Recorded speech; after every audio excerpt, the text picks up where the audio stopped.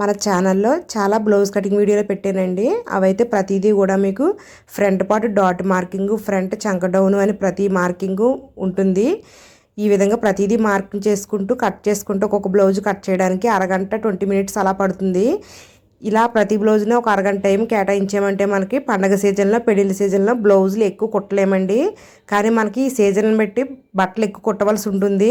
రోజుకి 8 నుంచి 10 బ్లౌజెస్ దాకా కుట్టకపోతే బ్లౌజులన్నీ అలానే ఉండిపోతాయి. మరి అటువంటిప్పుడు మేము ఎలా కట్ చేసుకుంటామంటే అన్ని మార్కింగ్లు అయితే చేయమండి. బ్యాక్ పార్ట్ కూడా కట్ చేసుకుని బ్యాక్ పార్ట్ పెట్టి ఫ్రంట్ పార్ట్ కట్ చేసుకుంటాము. హ్యాండ్ కూడా పొడవు వెడల్పు మార్కింగ్ చేసేసుకుని కట్ చేసేసుకుంటాము. స్టిచ్చింగ్ చేసేటప్పుడే మేము కొలత ప్రకారం తీసేసుకుంటామన్నమాట. డాట్ మార్కింగ్ చేసుకోకుండా నేను స్టిచ్చింగ్ ఎలా చేస్తానో ఈ వీడియోలో చెప్తానండి. ఉక్స్లు పట్టి దగ్గర నుంచి 2.5 ఇంచెస్కి ఈ విధంగా ఒక లైన్ అయితే కొట్టుకుంటున్నాను. తర్వాత ఆ మార్కింగ్ పెట్టి మడత పెట్టాలి.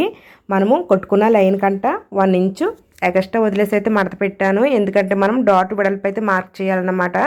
దీనికోసం ఆది బ్లౌజ్ అయితే నేను యూజ్ చేస్తున్నాను. ఆది బ్లౌజ్కి డాట్ వెడల్పు ఎంత ఉందో చూసుకుంటున్నాను. 1 ఇంచుకి 3 గీతలు ఎక్స్ట్రా వచ్చింది. మనం 2.5 ఇంచెస్ మార్కింగ్ చేసుకున్నాం కదా, ఆ మార్కింగ్ దగ్గర నుంచి మనం డాట్ వెడల్పు మార్కింగ్ చేయాలి. అంటే 1 ఇంచుకి 3 గీతలు ఎక్స్ట్రాగా మడత పెట్టుకున్నాను. తర్వాత పొడవు వచ్చేసి 2.6 గీతలు, అంటే మనకి డాట్ వెడల్పు ఎంత పెట్టామో దానికి రెట్టింపు పొడవు పెట్టాలన్నమాట. ఈ విధంగా అయితే పెట్టుకుని డాట్ని స్టిచ్చింగ్ చేసుకుంటున్నాను. ఒకసారి చూడొచ్చు, మనం కొద్దిగా మెలి తిప్పాలండి.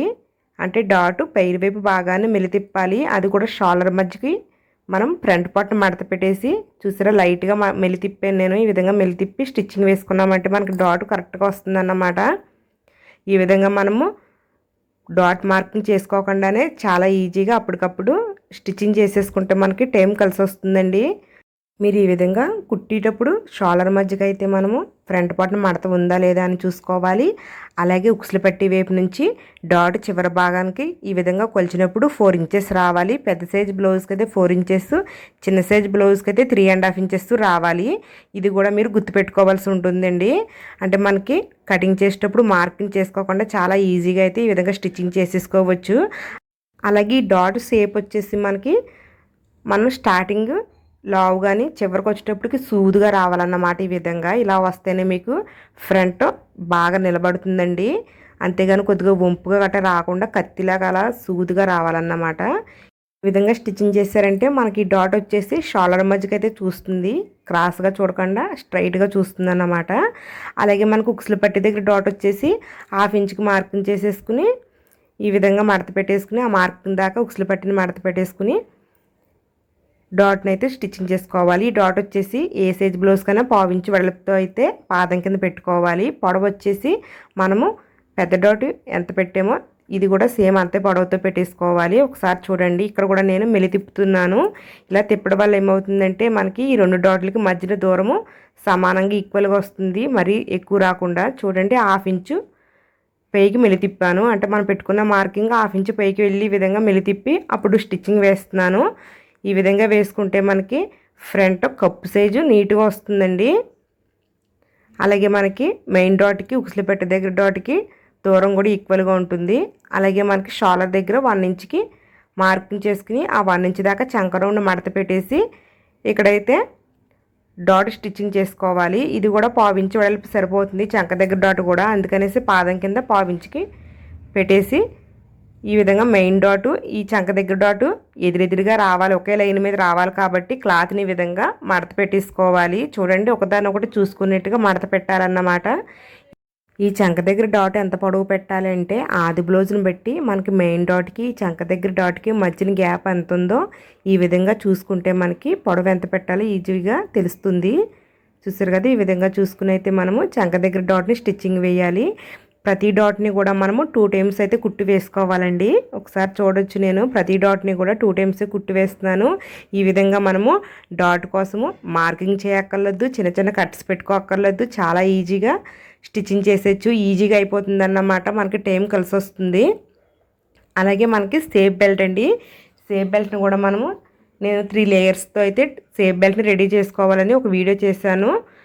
మనం 3 లేయర్స్ తోటి సేఫ్ బెల్ట్ రెడీ చేసుకుంటాం కదా, అందులో 2 లేయర్స్ని ఈ విధంగా జాయింట్ చేసేవాలి.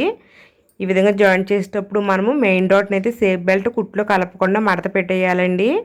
ఈ విధంగా స్టిచ్చింగ్ వేసేసుకున్నాక 2 పొరలను అయితే జాయింట్ చేసాం కదా, మనకు ఇంకొక పొర మిగులుతుంది కదా, అది వచ్చేసి పైన వైపుని ఈ కుట్లని మూసివేస్తూ మడత పెట్టి కుట్టి వేసేయాలి. అప్పుడు మనకి కుట్లు కనిపించకుండా లోపల వైపుకి అయితే వెళ్ళిపోయి ఫినిషింగ్ అయితే బాగుంటుందండి.